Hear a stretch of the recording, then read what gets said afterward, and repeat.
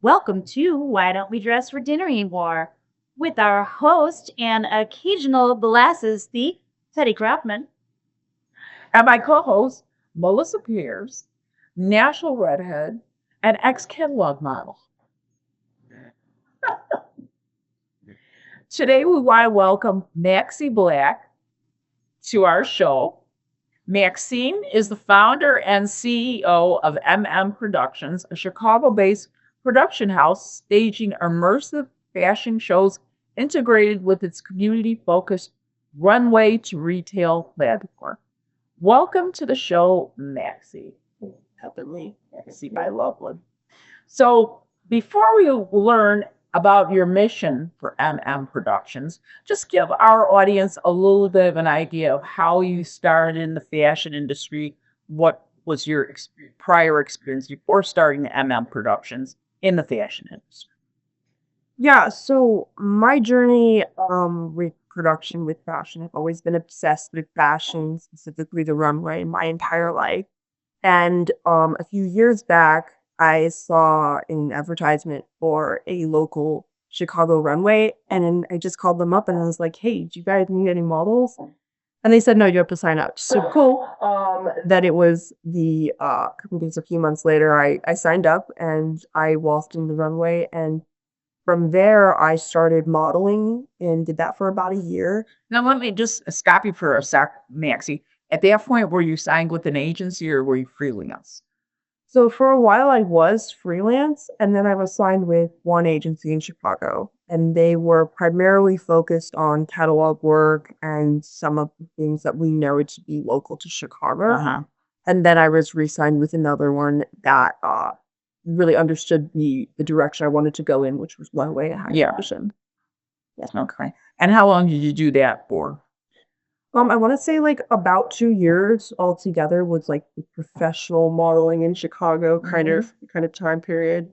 So and then once I was with my newer mother agent, what happened was I went to New York, based on unique to New York. Oh, so you were signed with a Chicago agency, but you actually did your modeling jobs in New York?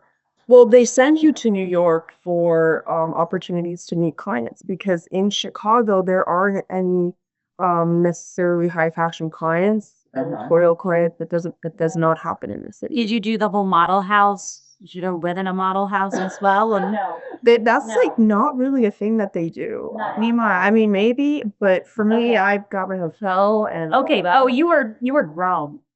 yes, yes. See? Oh, it's not it. Sorry. I didn't feel grown, so No, you were still small. You were still Well, Maxie is only 21 years old now, so she could be real. you weren't that old. oh, I am 23, but I'll learn that more. Okay. So yeah, I was about 21 when that. You were 21, so you were an adult. That's what I mean. They didn't send you to a model house with your mother. No, No. Okay. no, I don't know if they still at Big Wells. They do. Okay. Okay, so you go to New York because you cannot get jobs here. Right. Yeah, I mean, like there were some. They were local shows, very small. But since I wasn't the kind of model for catalog work, and I was very interested in identifying with more editorial or more high fashion level, that's not done in Chicago typically. And so the goal with your agency in Chicago and as a whole is to get out of Chicago, to go to New York and to sign with some clients there. Yeah. So, in other words, if you're signed with a model agency here in Chicago and you want to do high fashion work, they're basically going to tell you to go to New York. They're not really going to do much for you here. If they're on Don't know that. And a lot of times there's tricky ways people can think things. Right. Right. Also, if they think you have editorial potential, Yeah. Chicago is a catalog city. Yeah. And most editorial is shot in New York. So all heritage songs.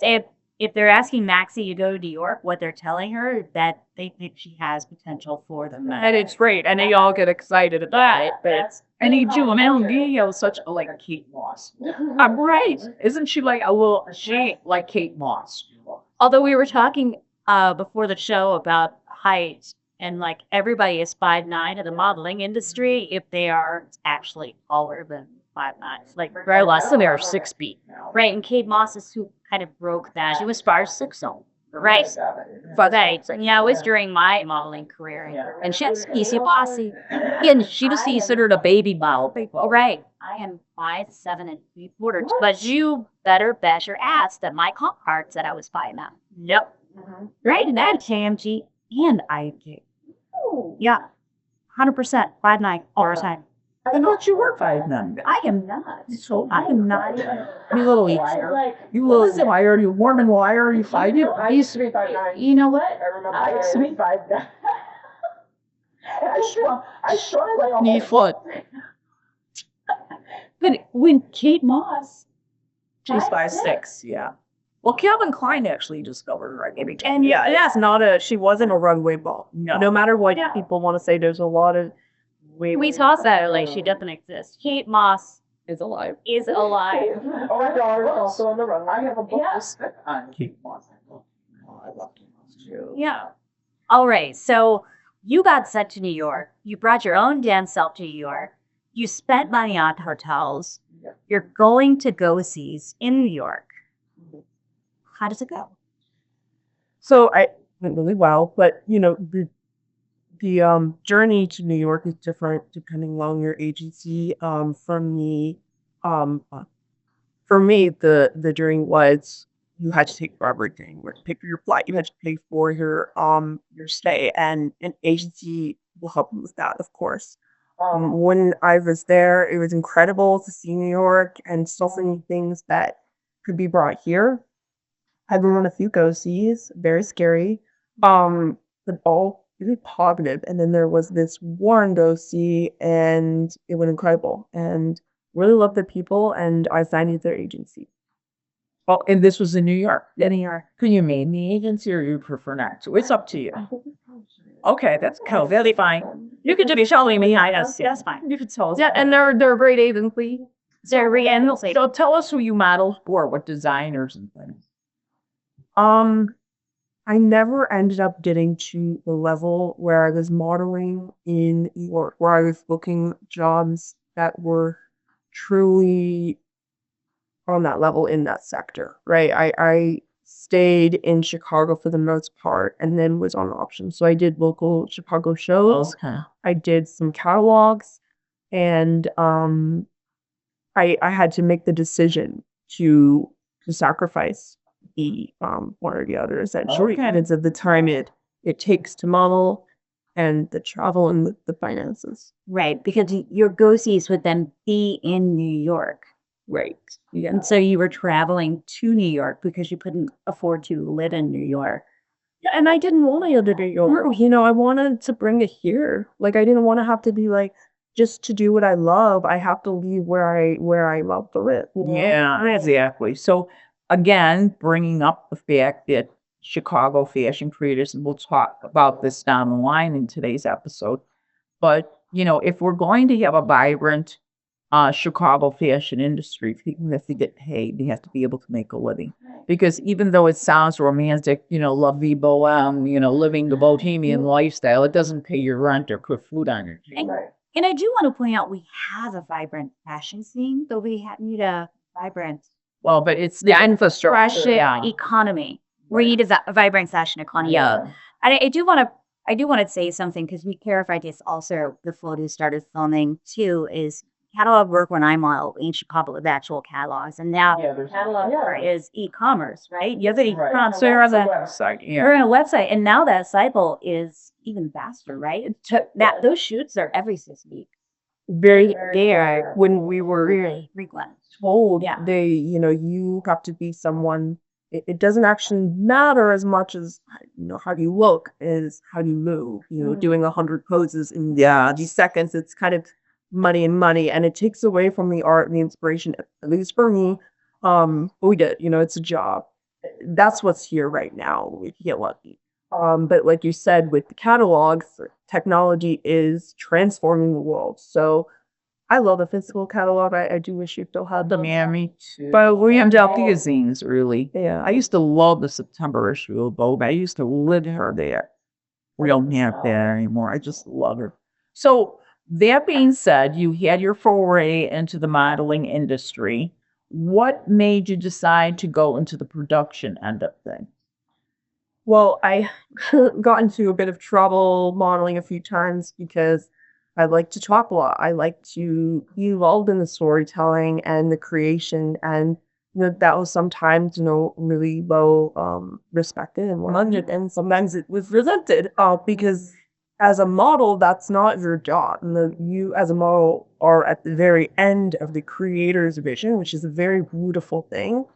But for me, I want to be a part of the story, and that is a decision I had to make. So I decided to create my own fashion show with the team, and that it wasn't the goal was never to start a company. It that developed into something so much bigger than originally intended. Do the miles in your production have to say? Yeah. No. So I would say we're pretty industry standard in the way we go about things. I don't think it's a problem. Models do be at the end of the careers, which there's a reason that's the case. There's a reason that I'm not a model as much as I like to wear the multiple hats. I like to create the story.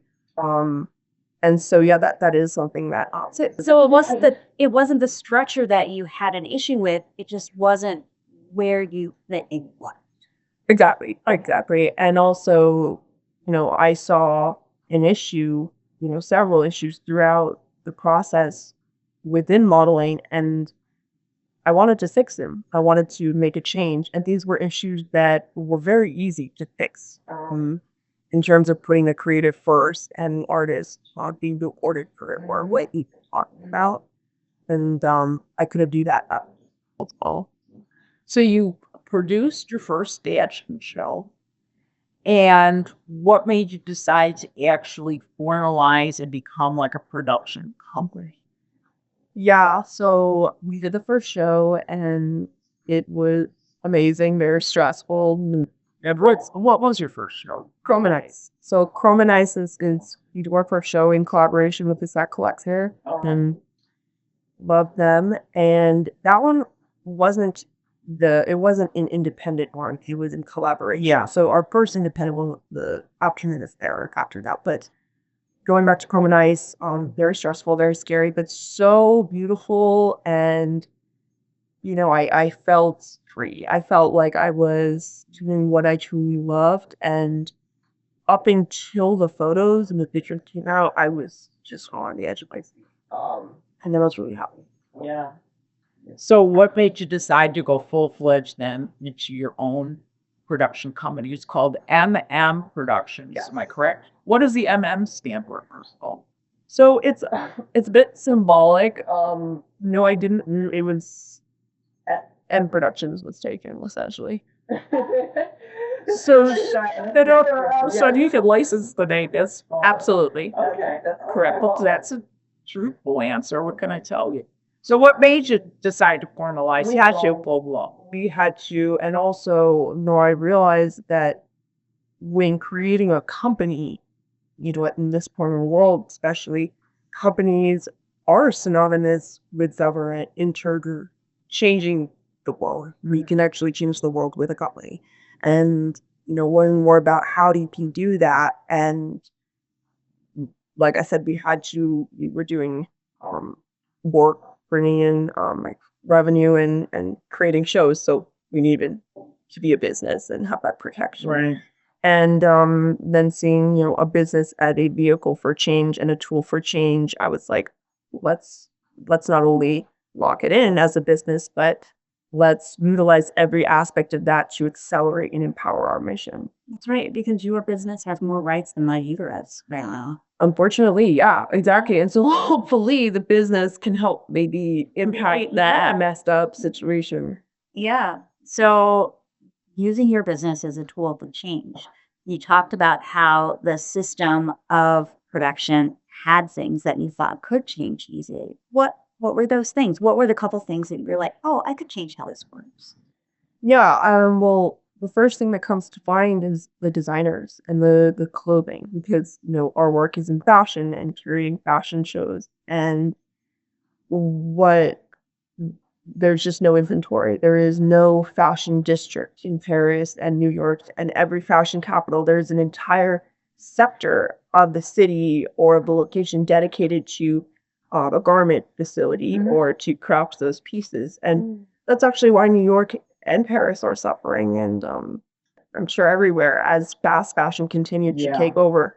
So there was no inventory. And as a result, there was no way for clothing to sell. So there was that system didn't exist.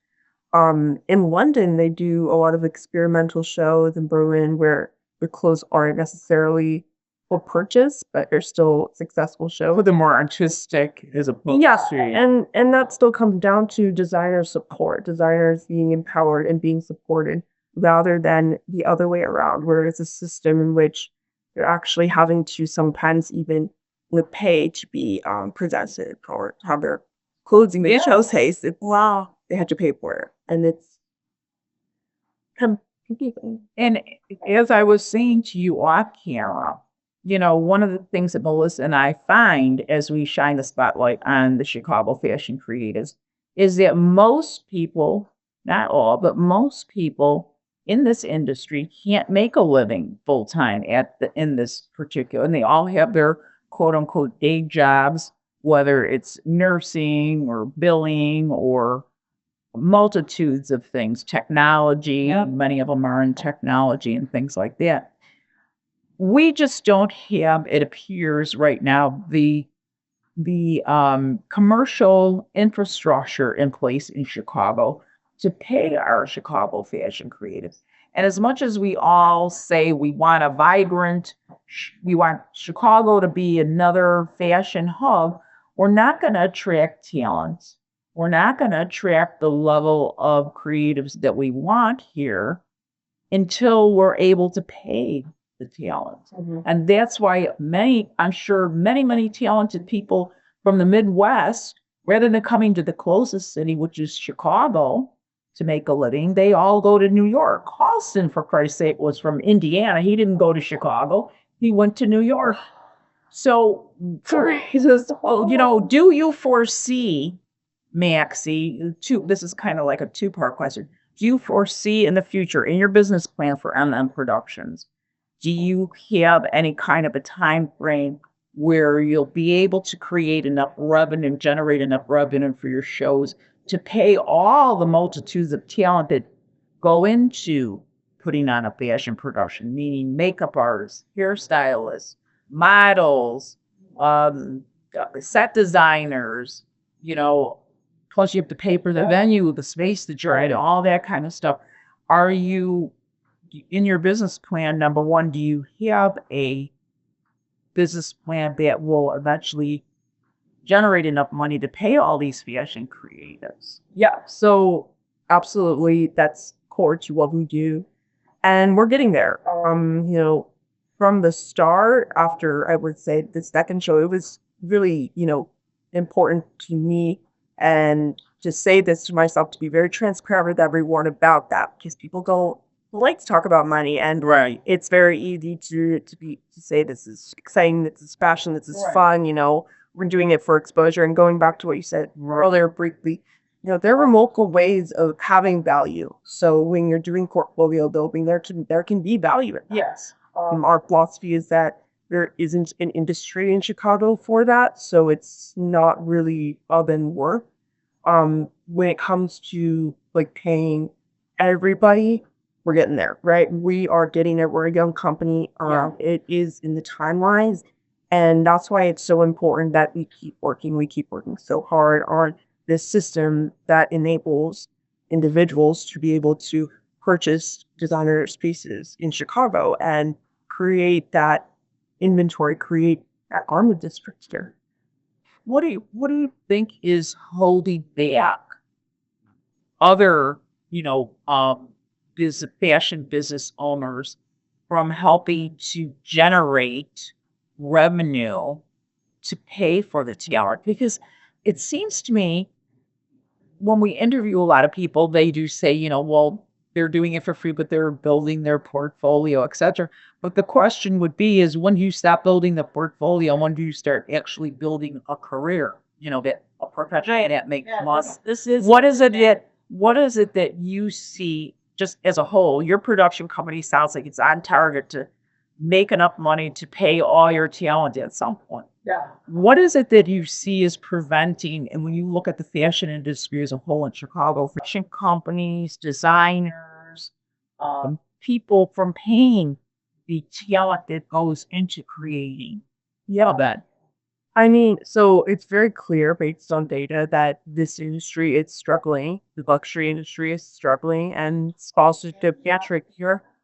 But it's also possible that there is revenue coming in, and that the creative and the artist isn't being prioritized because they got bad system in which that creator can be replaced with the next one, like a recycling machine. right. So when you say when does the portfolio building out, it's when you burn out, and does the next person come there right up? Interesting. That's why you said the portfolio model was useless. This is why you said this. Building a portfolio is that's just Because who are you building the portfolio for ultimately? and where's another person in line? To do Also, this is also the idea of democratization of anything. This is the same thing, like, oh, working from home is going to democratize. You can get talent from anywhere now. Only that also makes it so, like, just next. You're not getting the best of anything. You're just scaring everyone. It doesn't help. Yeah. It's a hiring problem for me, who's like, But what I'm say saying, a business consultant. I mean, Maxi made a great point, is just, they dangle this will be great for your portfolio, but ultimately, like Maxi said, who are you going to show your portfolio to? They're not going to pay you. They'll just go to the next free model. So, and believe me, there's plenty of beautiful models. They're not just anybody's. They're beautiful models who are working for free. And this is interesting here, is there are 3 models, not fashion models. So systems, right? Maxi introduced paper play, which I didn't know was happening in the model industry right now, right? Which is basically marketing. You are asking a designer to pay to put their items on the runway, Right. like a vanity or right? Mm-hmm. Paper play. Then you have pay sponsor pay or audience pay, and you have patron. And it sounds like a patron model might be the only way to go to sustain art in any way, which is Right, a Malzen and patron models. that's what I'm wondering, if the patron model is the way to go, because that's the only what that seems like, a patron of the arts. Because if what you're saying is like, hey, we're making a lot of time. This is an art piece. This is this is a that. But you're also trying to build a district back up. Mm-hmm. Well, like, what's the plan to build a district back The up? plan is to build it quietly. So we've already started on the manufacturing of the clothing that we create. So if that means we have to take a loss for the last show we did or the show, that's fine, because our work is in empowering and creative. So the last collection we financed, that collection we helped manufacture. Yeah, but where should capital come from? We have, if you have a mission and you set out to achieve it, it's just about getting there however it takes. Now, I did notice, I think you have sponsors, don't you, Nancy? Yes. Yeah. So many sponsorships. Yes, rather than saying patron, like you're talking about, like somebody who sponsors one artist. Many times in the fashion shows, in order to pay for the venue and things like that, not necessarily the models, but they'll get many sponsors, who will advertise in their program and stuff. I mean, I think it's an adjustment. Yeah, definitely. And I think it's an adjustment in just the way we look at the industry. Like, having this conversation even happen is a start. And understanding that this is what needs to happen to make it not only good for people and the designers, but the work is better. It is what makes it possible. Without it, well, So your production company is not just a production company, it's filtering towards creating an entire industry or an entire ecosystem. Yes. Right. Yeah. And so you are working with the designers that are in your shows to then manufacture here in Chicago Yes. at a specific place. Um, different manufacturers local to Chicago or the designer's house. Like in their showroom, right? Okay. Mhm. Okay, so you're filtering it that way. And it has to be specifically earmarked for that. You're workable. Like, it's not like, hey, this can go to pay for your vacation to Fuji. This must go to manufacturing. Oh, Yeah, it's very hands-on. It's very like face to face, founder focus. It's not like when we were creating a collection, I was there, right there when we used to launch it, the designer. Oh, he has some beautiful Was- scrapping. love him. Just to love him. be a fan of our podcast. So it's not just a production company, really cool. Absolutely. That's a really good way to say it. We are trying to create ultimately the industry in Chicago that's going to make Chicago stand out as the style destination of America. Oh, that's true. Well, I think it's a fabulous goal to have. And at some point, when you do become successful and you are able to pay everybody, I hope that you pass this business model along and find a way to mentor other people as well too, because I think that may be some of the problem here in Chicago is that we have so many artistic people. We do have a lot of fashion fans. A lot of people are really enthusiastic about the fashion industry, but unfortunately, I think many of them do not have a business model in mind. So they're not treating their creativity as a business. They're treating it more as a hobby. As I like to say, and many people have said this before me, unless you're being paid, it's just a hobby. Yeah. And so basically a lot of the people that we interview on this show, really fashion is their hobby. That's like It's a glorified hobby, right? Reality, it needs to be Right. on mission. because it has to have a value. Yeah, every creative should be able to do what they love as a viable profession Right. that's sustainable and That they can make a living at. yeah, and nearly all of them work multiple jobs. Yeah. Nearly all of them, the salary numbers are used. Yeah. Pushing back on that a little bit, a lot of people work multiple jobs. It is not just creative that are working multiple jobs. So it is not, follow your passion, follow your dreams. Sometimes it makes sense, sometimes it doesn't. But a lot of people are working 2 or 3 jobs and not like that's just the way of the world. Yeah, Right. It shouldn't be the way it shouldn't be the way of the world. and that should not be normalized. If we It's not normal to it. Okay. It is. It's not normal. It's bad. I believe that it can start here though with this model, with this idea, because when we established Chicago as fashion, destination, it's not just about fashion, it's about the restaurant, about the tourism, it's about the hospitality, drawing Everything here. that economic infrastructure that, will go towards not just the creatives, but everybody involved.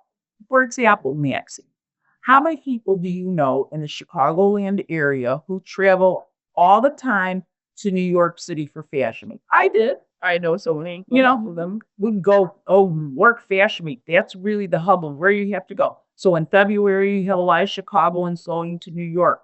In September, you have a lot of Chicagoans going to New York. How many people from New York are traveling to Chicago Fashion Week? My guess would be, or maybe somebody's relative.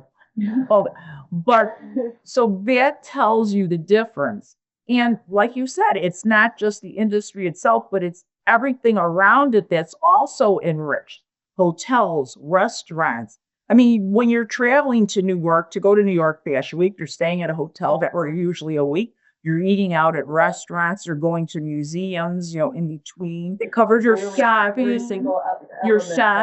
Exactly. So it's all the other economies that are being uplifted as well, too, when the fashion industry does well. And I think that, yes, there are people working multiple jobs nowadays because it's a pathetic economy.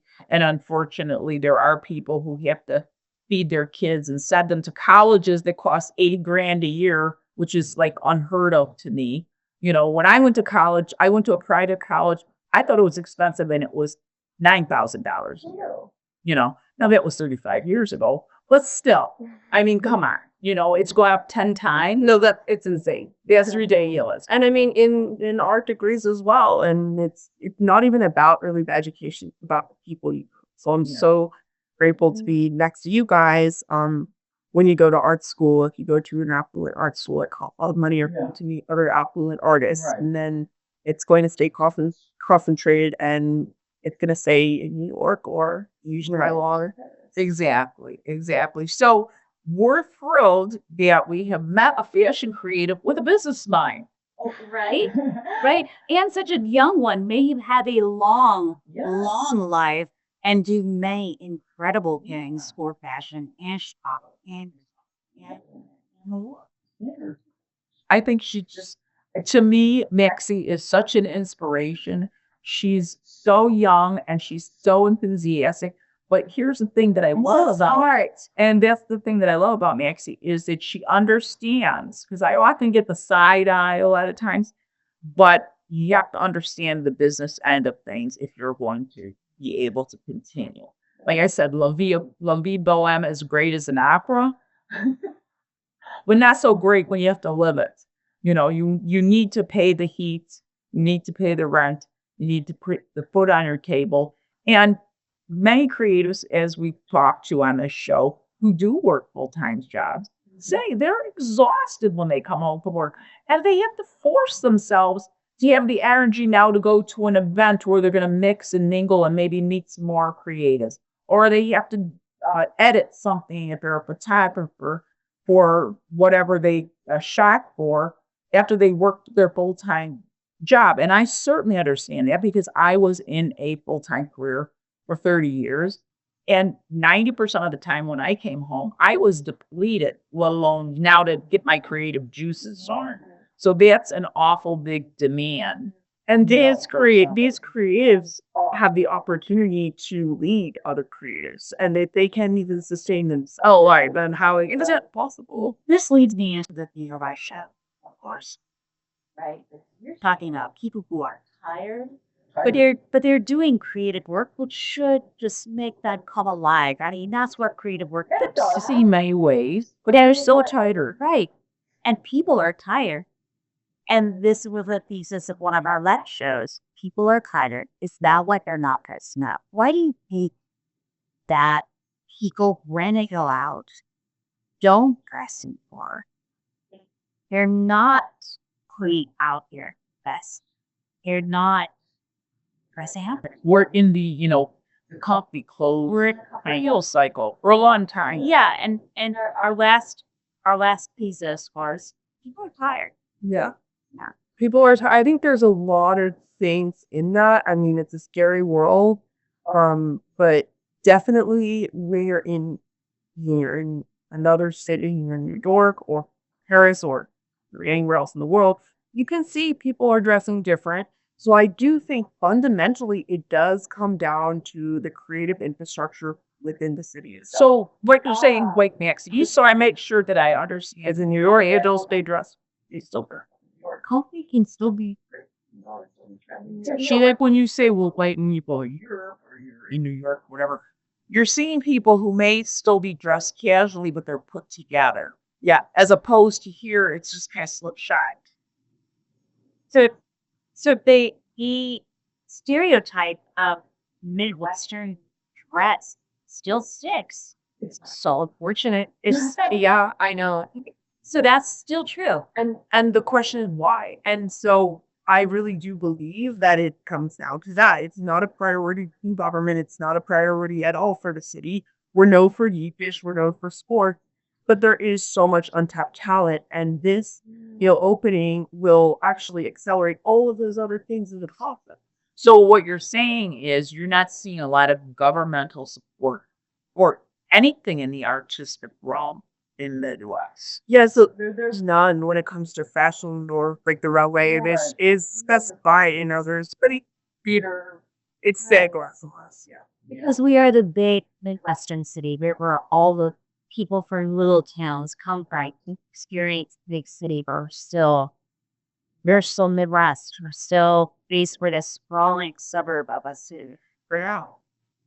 That's interesting. Well, we'll see if that changes down the road. I don't, the only time and that's one of the reasons I love to go with fashion events is all the time where you see people dressing up and everybody's so excited to see everybody else's outfit and where'd you get that? And oh, I love your look and let's take pictures together. And it's not a bandy project. It's just fun, connection, and creativity. And see, oh, I never thought of doing that or putting that together. It's really just fun. It's a lot of fun and it's a lot of good energy. And I don't really see people who are like city corner. Everybody likes attention here. So all talking and chatting. It's just a really nice experience. And that's one of the things that I would just like to see this podcast be able to inspire is those of you who are out there who aren't in the fashion industry. Dressing really does uplift your spirit. It's a mental health issue as well. Yeah. It really is. I mean, if you put on a great outfit and you feel like you really look good, you'd be surprised how much more confidence you have, just how much brighter you appear to other people, how much more interactive you'll feel like being. Your vibrant agency. You do. You actually do. So it's not that fashion is frivolous, and that's one of the points that we're trying to make on this show. Before you came on, Maxi, you were talking with Emma Lyons, who, focuses on art. And it really is just another form of art. Fashion is just another form of art. Well, Emma was like, our fashion is vulnerability and fashion is authenticity. And you just said dressing is giddy agency. So I'm going to just stack that on top of it. Yes. It does all. Right. Oh, it gives you agency. And if people are not wanting to be observed and they don't want agency, they don't want the appearance of having choice, it's just another thing to think about. Having to make a choice or having to make a choice Or a decision. I don't want to be there. You decide. You decide. I don't want to be a leader. Be more prevalent. Right. That's fascinating. Yeah. That's a fascinating road that we need to drive down in our next study episode that you have just sparked, or we could talk about it. I mean, with technology, you can predict what people are going to want. So there is opportunity for that so that you're more to decide. Right. But also there's this whole thing about decision fatigue now because there's all decisions to choose. And fast fashion has made it even worse because there's so many choices, there's too many. There's so many choices that you just throw and eat. And then you go for the garbage. And then you look at it in your class and you pay $15 for this thing. We've all done it. I know I'm guilty. Oh, you should see this thing. I should have kept it for our silent pilot if I had known we were reading it. I bought this one because, you kept hearing about Shein, right? And I had seen this documentary about Shein and how they have all these, workshops and everything. And so I bought this dress from Shein because I wanted to see the quality of it. Oh my God, it was hysterical. It was actually funny. I ordered this red dress. They had like this big, kind of like a rose thing, right? And strapless. And when the thing came, it was such cheap material. It looked like something that you would line your garbage can with. Yeah. I mean, it was actually wrappable. And I thought to myself, well, no wonder I paid $10 for it. Look at this thing. I mean, I wouldn't wear this for a costume. It's so bad. So on top of all the quote unquote choices that fast fashion places give you, most of the materials and everything that is made is total crap. Yeah, it's like they took the Zara model, which was extremely efficient fast fashion, and then they just made it giant. Yeah, and the Zara model is extremely effective for Zara. It's not great for the world. Yeah. So, the way we're seeing things in our work is picking the elements that make those businesses so successful in those industries, so successful and using those to realize our mission in a way that's sustainable and that empowers the creative and face-to-face connection rather than distract. Yeah. I love this idea of agency. Well, and I think here's the thing. Yeah, with the expansive choices that we have with the SBS and everything, I think one of the things we should focus on is again the thinking that you're better off buying one really well-made piece that'll last for years than some cheap ass thing that you're gonna wear one time that's gonna rip or look crappy. You're gonna look at it and say, "What was I thinking?" If you buy 10 of those things, you could probably buy one really good jacket or something. Right, there has to be some balance to it. I will tell you, novelty. I want that. I need that. So when you try novelty, there's quality. Yeah, you have to. Betsy Johnson was novelty. We got to talk about it a different way, right? I want to buy one thing that lasts for years, but I want to wear it for years. I don't want to be stuck with that thing. I want something that is so versatile that when I buy another piece that also will last for years, that I don't feel like it lasts for years. I want to feel like brand new. That's what I need, the novelty in it. Well, I think what you said about it is almost impossible. So the fabrics being used can be more sustainable for the local, like they can be, quote unquote, recyclable, even if there is a higher price point. We're trying to do it so that it's sustainable and accessible as well. Right. Well, and one of the things that, because we're going to have Kate doing on for a couple of episodes, doing like a little styling episode. And I think one of the things that Katie will show us is, for example, you're talking about you don't want something in your closet for 20 years before you get bored with it. So you can write the novelty kind of look at things too. And certainly you can have a mix in your closet, but it doesn't have to be a cheap novelty thing. I think one of the things that Katie, you'll hear from her, who's a professional stylist, is you can take something classic looking and you can zhuzh it up and make it look more right. So it's the way you accessorize things too that you can change the look. It's like having the classic black dress and you can make it look 15 different ways. You just have to know how to style it. So you don't necessarily have to buy 15 different dresses to look different. You could take the same dress and style it up 3 different ways and it can look casual. Let's say you want to wear a pair of opaque tights and boots with it.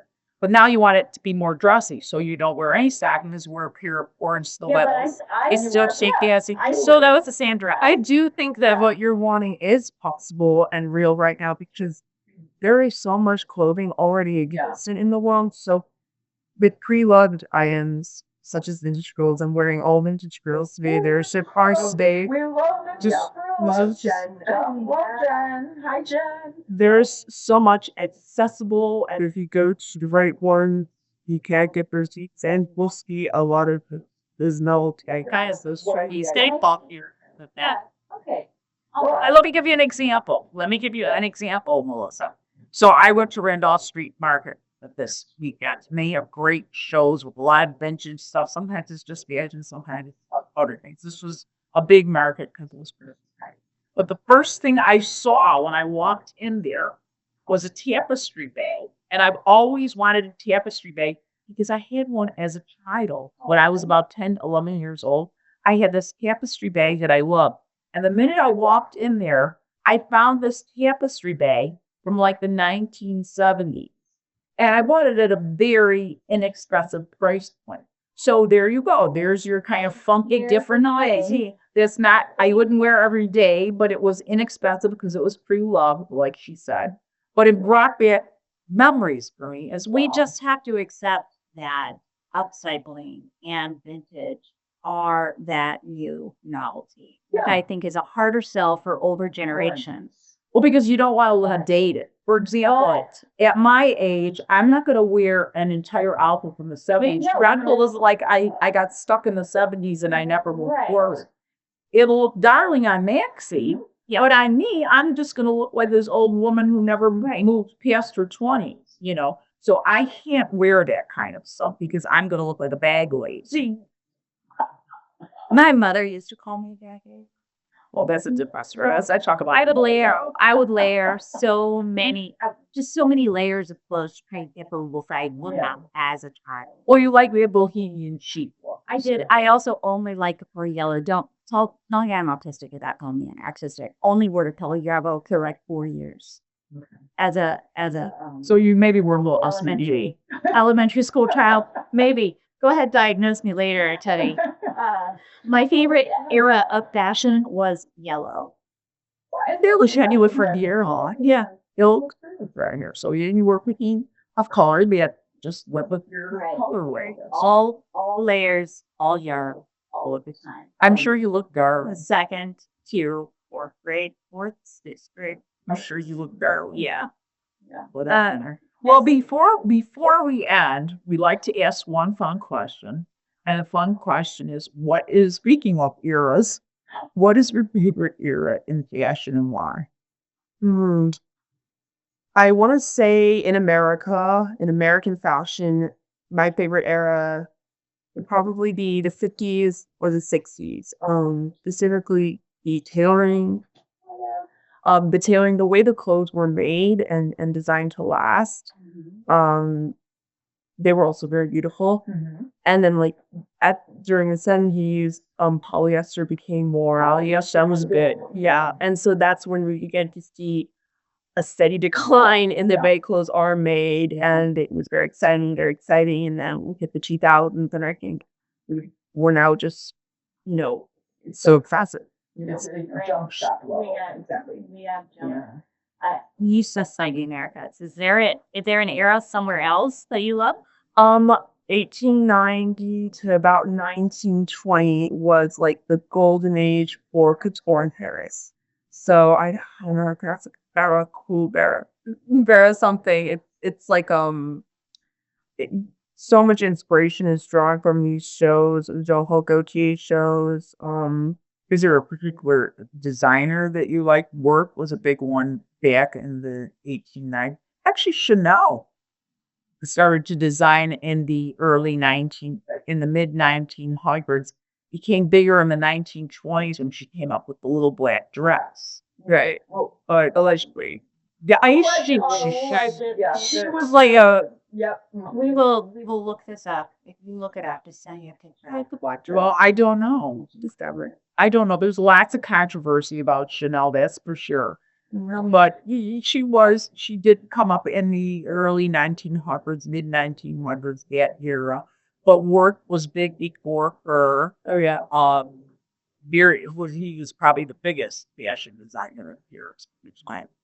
But it's interesting that you like that period. So you like the long dresses. Yeah. So you're more into the kind of very womanly, long, exaggerated. It was exaggerated, used to bustly, excessive, Right. maybe. Right. And also the art from that period, you need word accentuate more already by long form. I could see that very like that would you would pull that off. You would look at it Here's the bustle. the bustle. Yeah. Bustle. The bustle. Yeah. That was really well. Yes. And I think that's what really like set the rule for what moving forward with during the 1890s, 1920s. Is it always Good old back in the day. Not a great time, but life was really evolved, but the fashion looked great. It's for some people. I loved that. I loved that theme that you said with Michelle. It was so different, and I was shocked because Maxi had told people that the dress code for evening was going to be white tie and formal, and I thought, I bet you nobody shows up. Yeah, there were so many women in evening gowns. It was unbelievable. you need an excuse to wear An evening gown. Even I didn't have an evening gown on. I'm kind of like a high-low dress, but I thought it looked very kind of Venetian prostitute. It's a hooker. Why should stay? Come over because she had heard of where her grandpa the land she came from. Anyway, We used to see Paul Hunger and laugh when we were children. well, you were Mormons, you didn't know.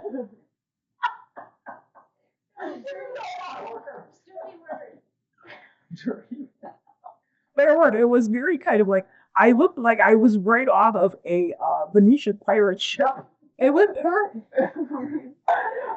Venetian pirate. It was perfect. It was but it was really interesting. It's so many women came and walked on us. I was surprised because even in Chicago, you know, you think they're not going to go to the extent. And they demand, even the men, the gloves, the ties. I really like dress code and having that agency, having that decision to engage with the show in another way. Like this is an era and this needs something. People liked it, and we're PG to do that. Yeah, it was great. It was really good. And she even gave out if you didn't come with your own mask. Of course, I can't. Oh, yes. You just have to stay had the feathers, was everything had to say. But if you didn't come with your own mask, she had these really cute, like little. They had like little etchings in the mask, and people were putting bows on it. It's funny because not people want to be the mask guy. I was the only one that had like the removable, you know, take it out, take it off. I just can't stand something right on my face all the time. And I can't tell you how many people can. How do I tell you how to do it? I'm like, who are you?